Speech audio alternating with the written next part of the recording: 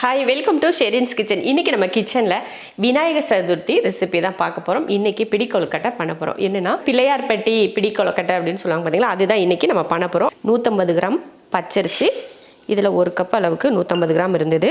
அதே கப்பில் பார்த்தீங்கன்னா 75 கிராம் பாசிப்பருப்பு, அதாவது அரை கப் பாசிப்பருப்பு. இதை வந்து கழுவிட்டு தண்ணியை வடிய விட்டுறலாம். அவ்வளோதான் பாருங்கள், வடித்தாச்சு. தண்ணியை வடிச்சிட்டு கொஞ்ச நேரம் நல்லா அந்த தண்ணி சுத்தமாக வற்றிடணும். அரிசி மட்டும் எடுத்து பார்க்குறப்போ வெறும் அரிசி மட்டும் இருக்கணும், தண்ணி இல்லாமல், ஈரப்பதம் இல்லாமல் நல்லா நீங்கள் தொடச்சி கூட எடுத்துக்கலாம், இல்லைன்னா காய போட்டு கூட எடுத்துக்கோங்க. அது ஒரு அரை மணி நேரத்துக்கிட்ட அப்படியே இருக்கட்டும், அதுக்கப்புறம் எடுத்து பார்த்துக்கலாம். அவ்வளோதான் பாருங்கள், நல்ல தண்ணியெல்லாம் வடிஞ்சு ஒரு துளி தண்ணியில் அந்த லைட்டாக ஈரப்பதம் மட்டும் இருக்குது. இப்போ இதை வறுத்து எடுத்துடலாம். அவ்வளோதான், ஒரு கடாய் வச்சு வறுத்துக்கலாம். நல்லா கலர் மாறணும், நான் ரொம்ப கருக விடாமல் பொன்னிறமாக வறுத்து எடுத்துக்கலாம். ஏன்னா ரைஸும் பார்த்திங்கன்னா ஈரப்பதமாக இருக்கு இல்லையா, அதனால் வறுத்தாதான் நல்லா பவுட்ரு பண்ண முடியும். அதனால் நம்ம வறுத்து எடுத்துடணும். பாருங்கள், நல்லா கலர் மாறுற மாதிரி வறுத்தாச்சு. அதே சமயம் கருக விட்டுறக்கூடாது. அவ்வளோதான். இப்போ அடுப்பை ஆஃப் பண்ணிவிட்டு இது ஒரு பிளேட்டில் மாற்றி ஆற வச்சிடலாம். ஆறினதுக்கப்புறமா பவுட்ரு பண்ணிக்கலாம்.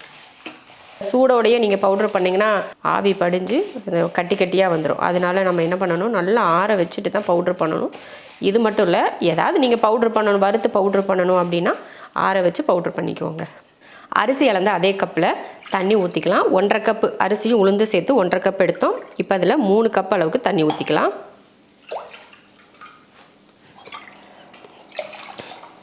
நல்லா தண்ணி கொதிக்கட்டும், அதுக்கப்புறம் சேர்த்துக்கலாம். தண்ணி கொதிக்க ஆரம்பிச்சிருச்சு. அதில் கொஞ்சமாக உப்பு சேர்த்துடலாம்.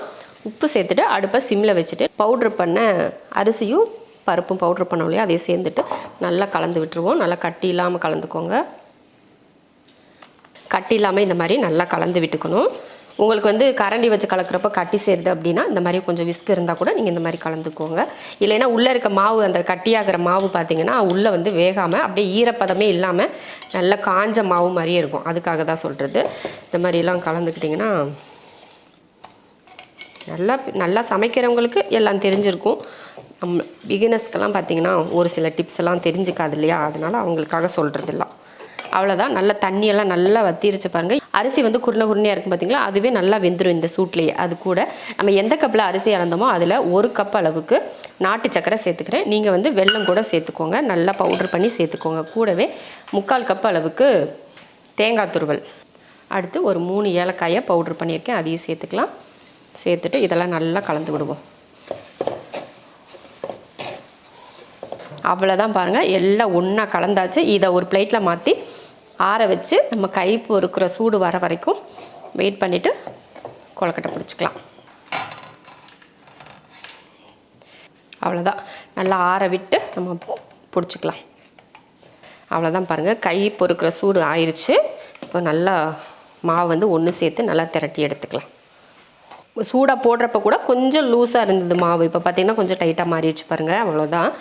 இதுக்கப்புறமும் ஒரு டைம் நம்ம வந்து ஸ்டீமில் வச்சு வேக வைக்கணும்.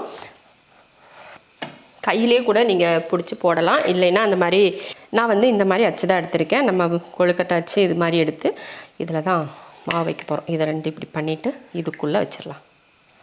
நல்லா எண்ணெய் தடவிக்கோங்க, இல்லைன்னா ஒட்டிக்கும்.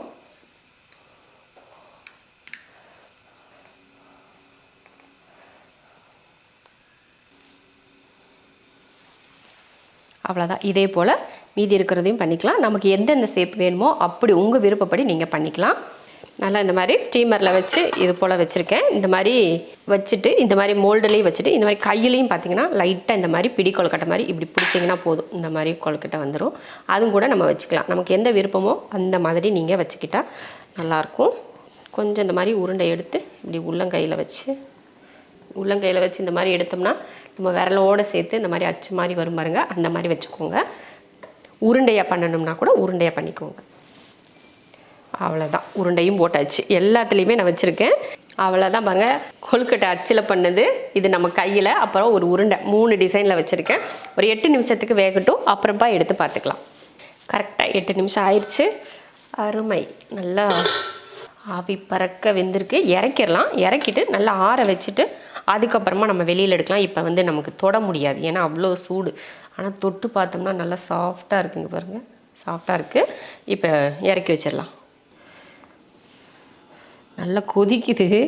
அருமையான ஒரு கொழுக்கட்டை ரெடி பாருங்கள். அப்படியே எவ்வளோ சூப்பராக இருக்குது, ரொம்ப சாஃப்டாக இருக்குது. 1.5க்கு 3 தண்ணி ஊற்றினோம்னா நல்லா கரெக்டாக இருக்கும். தண்ணி வந்து ரொம்ப கம்மியாக இருந்ததுன்னா கூட கொஞ்சம் ரொம்ப ட்ரையாக இருந்துச்சுன்னா கெட்டி கெட்டியாக போயிடும். அதனால் இந்த அளவுக்கு தண்ணி கரெக்டாக இருக்கும் நமக்கு. இதே போல் நீங்களும் விநாயகர் சதுர்த்திக்கு செஞ்சு பாருங்கள். இதை உடைக்கிறதுக்கு மனசு வரல, அதனால தான் உருண்டையாக இருக்கிறத உடைச்சேன். ரொம்ப அருமையாக இருக்குது. டேஸ்ட்டு பார்த்திங்கன்னா அவ்வளோ நல்லா இருக்குது. சாப்பிட அது பாட்டுக்கு உள்ளே போய்கிட்டே இருக்குது. அவ்வளோ ருசியாக இருக்குது. இது விநாயகர் சதுர்த்திக்காக மட்டும் கிடையாது, பிள்ளைங்களுக்கு ஒரு சாயங்கால நேரம் இந்த மாதிரி ஒரு ஸ்நாக் வந்து செஞ்சு கொடுத்தீங்கனாலும் நல்லா சாப்பிடுவாங்க. எந்தவித ஒரு நெய் கூட நான் இதில் சேர்க்கல, அந்தளவுக்கு ரொம்ப ஹெல்த்தியான ஒரு ஸ்நாக் தான் இது. ஸ்நாக்காகவும் நீங்கள் செய்யலாம், அதே போல் விநாயகர் சதுர்த்திக்கு நீங்கள் விசேஷத்துக்கும் நீங்கள் செஞ்சலாம். அந்த மாதிரி சூப்பரான பிள்ளையார்பட்டி கொழுக்கட்டைன்னு சொல்லுவாங்களே, அந்த கொழுக்கட்டை சூப்பர் டேஸ்ட். கண்டிப்பாக இதே மெத்தடில் ஒரு துளி கூட பிசறாமல் இதே அளவுகளில் போட்டு செய்யுங்க, வேறு லெவலில் இருக்கும். ட்ரை பண்ணி பாருங்கள்.